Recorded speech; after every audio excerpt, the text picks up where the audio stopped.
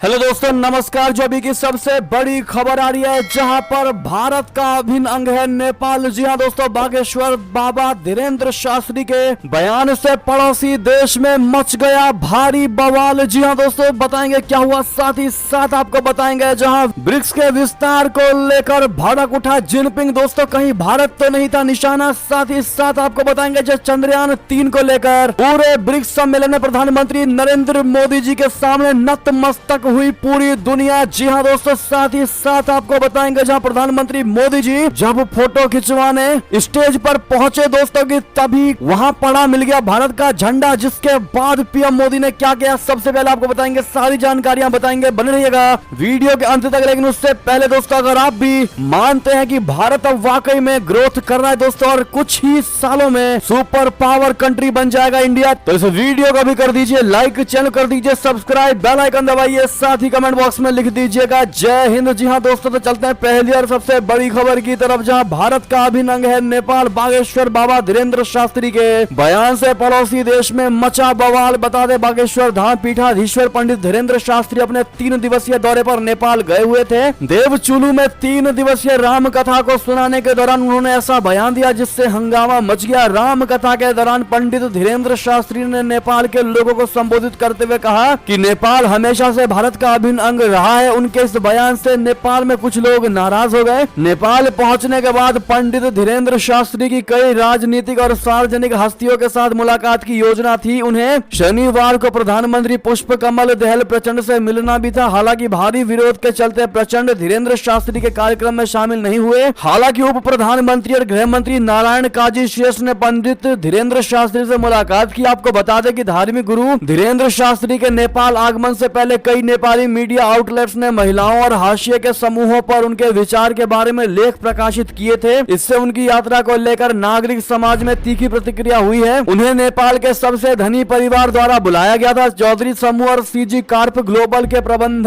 निदेशक वरुण चौधरी के निमंत्रण पर बागेश्वर बाबा हनुमंत कथा सुनाने पहुंचे थे। दिल्ली से त्रिभुवन अंतर्राष्ट्रीय हवाई अड्डे पर पहुंचने पर भक्तों ने बाबा का गर्मजोशी से स्वागत किया था। बहरहाल दोस्तों, जिस प्रकार से पंडित धीरेन्द्र शास्त्री ने यह बयान दिया है कि भारत का अभिन्न अंग है नेपाल, इस पर आप क्या कहना चाहेंगे दोस्तों, कमेंट में लिखकर अवश्य बताइएगा। नेपाल में तो बवाल मच गया। बहरहाल आपकी इस पर अब क्या राय होने वाली है? क्या धीरेन्द्र शास्त्री ने बिल्कुल सही बात कही है दोस्तों या गलत कही है? जो भी आप कहते हैं बताइएगा, जरूर देखते हैं भारत की जनता की इस पर क्या राय है। साथ ही साथ दोस्तों, अगली खबर की बात करें, जहां पर विरोध पर भड़के चीनी राष्ट्रपति, कहीं भारत तो नहीं था जिनपिंग का निशाना, कहा ब्रिक्स का विस्तार रुकने नहीं दूंगा। जी हाँ, ब्रिक्स शिखर सम्मेलन में हिस्सा लेने पहुंचे चीन के राष्ट्रपति शी जिनपिंग को सफाई देने के लिए मजबूर होना पड़ा है। शी जिनपिंग ने ब्रिक्स के मंच से कहा कि चाइना के डीएनए में आधिपत्यवाद नहीं है। साथ ही उन्होंने कहा कि चीन की मंशा महाशक्तियों के बीच प्रतिस्पर्धा या ब्लॉक टकराव की नहीं है। उन्होंने ब्रिक्स का विस्तार करके उभरती हुई अर्थव्यवस्थाओं को उसमें शामिल करने का आह्वान किया। चाइना के राष्ट्रपति का यह बयान ऐसे समय पर आया है जब ब्रिक्स के विस्तार की ड्रैगन की चाल के खिलाफ भारत और ब्राजील ने कड़ा विरोध किया है। दरअसल चाइना ब्रिक्स का इस्तेमाल पश्चिमी देशों के G7 के खिलाफ एक मंच बनाने के लिए करना चाहता है, जिसका भारत और ब्राजील विरोध कर रहे हैं। शी जिनपिंग ने आश्चर्यजनक रूप से ब्रिक्स सम्मेलन में खुद अपना भाषण नहीं दिया। हालांकि उनकी ओर से जारी किए गए बयान में जिनपिंग ने कहा कि चीन इतिहास के सही पक्ष की ओर पूरी मजबूती के साथ खड़ा है। ब्रिक्स का विकास होना जारी रहेगा, फिर चाहे कोई भी विरोध सामने आए या ना आए। बहरहाल दोस्तों, आपको बता दें, कहीं ना कहीं चाइना को यह पता है कि इसके पीछे यानी कि विरोध में भारत खड़ा है और ब्राजील खड़ा है, और ऐसे में यह बयान कहीं ना कहीं भारत को लेकर ही माना जा रहा है। लेकिन दोस्तों, आपको बता दें कि जब प्रधानमंत्री नरेंद्र मोदी जी ने अपना बयान दिया, उसमें मोदी जी ने क्लियर कह दिया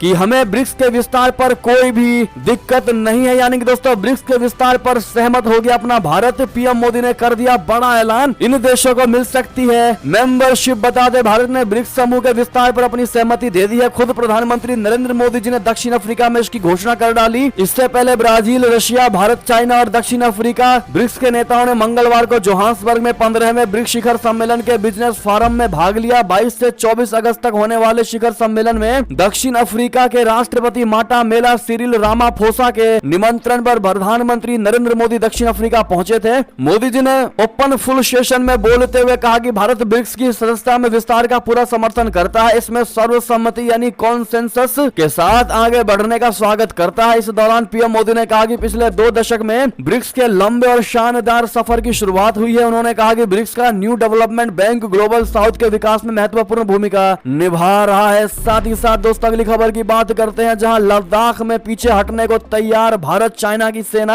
क्या ब्रिक्स के इस मीटिंग में मिलेंगे मोदी जी और जिनपिंग एक साथ? आपको बता दें, ये संभावना जताई जा रही है कि इस सम्मेलन में पीएम मोदी जी और जिनपिंग द्विपक्षीय बैठक कर सकते हैं। जोहान्सबर्ग में संभावित इस बैठक के पहले ही पूर्वी लद्दाख में वास्तविक नियंत्रण रेखा यानी एलएसी पर इसका असर दिखने लगा है। बताया जा रहा है कि भारत और चाइना के बीच 19वें दौर की सैन्य वार्ता होने के कुछ दिनों बाद जमीन पर भारतीय सैन्य कमांडर कुछ पारस्परिक रूप से स्वीकृत सीमा बिंदुओं पर सीमित रूप से पीछे हटने के संभावित तौर तरीकों पर चर्चा कर रहे हैं। अगर प्रधानमंत्री मोदी जी और जिनपिंग के बीच द्विपक्षीय बैठक होती है तो यह बाली में G20 के दौरान हुए छोटे दुआ सलाम के बाद पहली आमने सामने की मुलाकात होगी। जी हाँ दोस्तों, आप लोग क्या मानते हैं, क्या इन दोनों के बीच मीटिंग होनी चाहिए? दोस्तों अगली खबर की बात करते हैं, जहां नेपाल में चीन की चाल हुई फेल। 30 अगस्त को नेपाल में लागू होगा अमेरिका का MCC यानी कि मिलेनियम चैलेंज कॉर्पोरेशन। जी हाँ, भारत के लिए बड़ी अच्छी खबर। आपको बता दें, भारत के पड़ोसी देश नेपाल में चीन की चाल बुरी तरह से फेल हो गई है, या यूं कह ले कि पिट गई। नेपाल 30 अगस्त से अमेरिका के मिलेनियम चैलेंज कॉर्पोरेशन या MCC प्रोग्राम को पूरी तरह से लागू करने जा रहा है। करोड़ों डॉलर के इस अमेरिकी प्रोग्राम के शुरू होते ही नेपाल में बिजली के लिए ट्रांसमिशन लाइन और हाईवे का निर्माण कार्य प्रारंभ हो जाएगा। इन प्रोजेक्ट को अगले 5 साल के अंदर पूरा करना होगा। नेपाल और अमेरिका ने साल 2017 में MCC प्रोजेक्ट पर साइन किया था, लेकिन चाइना के भारी विरोध की वजह से ये प्रोजेक्ट शुरू नहीं हो पा रहा था। जी हाँ दोस्तों, एक और खबर की बात करते हैं, जहां प्रधानमंत्री मोदी जी ने फोटो खिंचवाने से पहले उठाया जमीन पर गिरा हुआ तिरंगा। जी हाँ, बता दें बड़ी खबर, पूरे दुनिया में वीडियो हुआ वायरल। बता दें, प्रधानमंत्री नरेंद्र मोदी जी इस वक्त दक्षिण अफ्रीका के जोहान्सबर्ग में 15वें ब्रिक्स सम्मेलन में भाग ले रहे, जैसा कि आपको पता है दोस्तों। बहरहाल बीते दिन प्रधानमंत्री ने BRICS business forum leaders dialogue को संबोधित किया और भारत की अर्थव्यवस्था की जमकर तारीफ की। जोहान्सबर्ग में जारी सम्मेलन के दौरान पीएम मोदी का देश के तिरंगे के प्रति प्रेम भी देखने को मिला। जी हाँ, ब्रिक्स सम्मेलन के दौरान पीएम मोदी और दक्षिण अफ्रीका के राष्ट्रपति रामाफोसा फोटो खिंचवाने के लिए मंच पर जा रहे थे। प्रधानमंत्री मोदी जी की नजर सामने गिरे मंच पर भारतीय झंडे पर पड़ी। पीएम मोदी ने तुरंत तिरंगे को उठा के अपने जेब में रख लिया। पीएम मोदी को ऐसा करते देख दक्षिण अफ्रीका के राष्ट्रपति रामाफोसा ने भी झंडे को उठाया। इसके बाद दोस्तों एक असिस्टेंट आई और उसने पीएम मोदी जी से वो उठाए हुए झंडे को मांगने की कोशिश की। उसके बाद भी पीएम मोदी जी ने उसको जेब में रख करके कहा कि सब कुछ चंगा। जी हाँ, एक तरीके से उनका इशारा था कि मेरे पास ही ये ठीक है। बहरहाल दोस्तों, ये वीडियो काफी ज्यादा देखा गया और पूरे वर्ल्ड में इस वीडियो को देखा जा रहा है दोस्तों, यानी यूं कह लें कि वायरल हो चुका है ये वीडियो और वास्तव में पीएम मोदी जी के झंडे के प्रति प्रेम देखा जा सकता है। ऐसे में I love my India comment में जरूर कहिएगा दोस्तों, भारी मात्रा में, अगर आप भी अपने भारत देश से वाकई में प्रेम करते हैं। तो चलते हैं अगली खबर की तरफ, जहां इसरो के वैज्ञानिकों की सैलरी वाले बयान से पलटे दिग्विजय सिंह। भाजपा ने खोल दिया मोर्चा। बता दें, भारत का चंद्रयान 3 की सफल लैंडिंग के लिए पूरा देश प्रार्थना जिस प्रकार से कर रहा था, वहीं इसी बीच कांग्रेस के वरिष्ठ नेता दिग्विजय सिंह ने इसरो के वैज्ञानिकों की सैलरी को लेकर एक ऐसा बयान दे दिया कि भाजपा ने उनके खिलाफ मोर्चा ही खोल डाला। जी हां, भाजपा ने कहा कि भारत चंद्रयान 3 का जश्न मना रहा और कांग्रेस विलाप कर रही है। हालांकि दिग्विजय सिंह थोड़ी देर में अपनी बात से पलट गए और सफाई दे डाली। दोस्तों, दिग्विजय सिंह ने बुधवार को कहा था कि हमें गर्व है कि इसरो के वैज्ञानिक चंद्रयान 3 की चांद पर लैंडिंग का प्रयास कर रहे हैं। हम ईश्वर की इसकी सफलता की कामना करते हैं। इसके साथ ही कांग्रेसी नेता ने कहा कि लेकिन अखबारों में खबर है कि ऐसा इतिहास रचने वाले वैज्ञानिकों को पिछले 17 महीने से सैलरी नहीं मिली। प्रधानमंत्री नरेंद्र मोदी को इस पर ध्यान देना चाहिए। ऐसे में दोस्तों, भाजपा के द्वारा खोले गए मोर्चे के बाद दिग्विजय सिंह ने अपनी बात पर पलट गए दोस्तों, और उन्होंने पोस्ट लिखा कि मैंने कहा कि अखबारों में ऐसी खबरें हैं, ऐसा मैं नहीं कह रहा। बहना दोस्तों, इस पर आपकी जो भी राय हो बताइएगा जरूर। ऐसे में ये थे की सारी बड़ी खबरें। आपको हमारी खबर कैसी लगी? आशा करता हूँ बहुत अच्छी लगी होगी। अगर थोड़ी भी अच्छी लगी तो इस वीडियो का भी अपने भाई बंधुओं में व्हाट्सएप, फेसबुक, ट्विटर के जरिए पूरे भारत में शेयर करना बिल्कुल भी मत भूलिएगा। और अभी कर दीजिए इस वीडियो को लाइक, चैनल कर दीजिए सब्सक्राइब, बेल आइकन दबाइए, साथ ही कमेंट बॉक्स में लिख दीजिएगा जय हिंद जय भारत। और यहाँ तक बने रहने के लिए आप सभी का बहुत